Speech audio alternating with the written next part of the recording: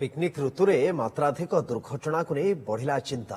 दुर्घटना एड़ाइबा परिवहन विभाग पक्षर एसओपी जारी करा जायछि। पर्यटन स्थल में पुलिस एवं आरटीओ कर्मचारी सजग रहे। पिकनिक में जाउथवा गाड़ीर फिटनेस जांच हेबो। आरटीओ रु स्वतंत्र अनुमति आनिबा पड़िबो। पिकनिक स्पॉट निकट में परिवहन कर्मचारी रही जांच करिबो। पिकनिक गाड़ी में दहनशील सामग्री जेमति कि रंधन गैस और बाण आदि नहीं हेबो नहीं। पिकनिक गाड़ी में ओभरलोडिंग को संपूर्ण मना। ओभरलोडिंग को उभय आरटीओ और पुलिस मिसी तार जांच करेंगे चेक करेंगे। एसहित मद्यप ड्राइवर को तुरंत गिरफ्त कर लाइसेंस रद्द कर निर्देश दि जाएगी।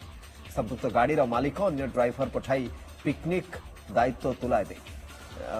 ड्राइविंग लाइसेंस न थाई गाड़ी नहीं गाड़ी को अटक रखा स्थित में गाड़ी मालिकों को अन्य ड्राइवर पठाई दायित्व तुलाइबा पड़िबो।